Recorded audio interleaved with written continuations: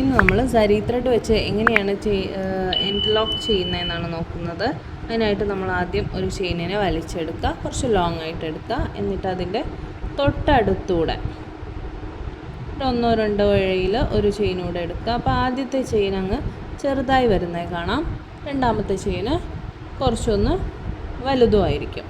അപ്പോൾ നമ്മൾ എന്താ ചെയ്യേണ്ടതെന്ന് വെച്ചാൽ ഈ ആദ്യത്തെ ഇതിൻ്റെ ഉള്ളിലൂടെ പോയിട്ട് നമ്മൾ രണ്ടാമത്തേനെ കൊളുത്തി പിടിക്കണം. എന്നിട്ട് താഴെ നിന്ന് നൂല് വലിച്ചു കൊടുക്കുക. കണ്ടോ, ഇങ്ങനെയാണ് ഹാൻഡിൽ ലോക്ക് ചെയ്യുന്നത്. ഒന്നുകൂടെ കാണിക്കാം. ഒരു ചെയിൻ എടുക്കുക, അതിൻ്റെ തൊട്ട് അടുത്തൂടെ, അതിൻ്റെ ഉള്ളിലൂടെ തന്നെ തൊട്ടടുത്ത് ഒരു ചെയിൻ എടുക്കുക. ഈ രണ്ടാമത് എടുക്കുമ്പോൾ ആദ്യത്തെ ചെയിന് ചെറുതാവുമല്ലോ, ഈ ചെയിനിൻ്റെ ലെങ്ത് ആയിരിക്കും നമ്മുടെ ഈ ഒരു ലൂപ്പിന് വരുന്നത്. അപ്പോൾ അത് എത്രത്തോളം ചെറുതാക്കാൻ പറ്റുമോ അത്രത്തോളം ചെറുതാക്കി കൊണ്ടുവരിക. അത് നിങ്ങൾ പഠിച്ച് കഴിഞ്ഞ ശേഷം, അതായത് എൻഡ് ലോക്ക് നല്ലപോലെ ഇട്ട് കഴിഞ്ഞ ശേഷം അങ്ങനെ ചെയ്താൽ മതി. എന്നിട്ട് ഈ വലുതിൻ്റെ ഉള്ളിലൂടെ നമ്മൾ ചെറുതിനെ കൊളുത്തി പിടിക്കുവാണ്. താഴെ നിന്ന് ത്രെഡ് വലിച്ചു കൊടുക്കുക. കണ്ടോ, അപ്പോൾ നമുക്ക് എൻഡ് ലോക്ക് നീറ്റായിട്ട് കിട്ടും.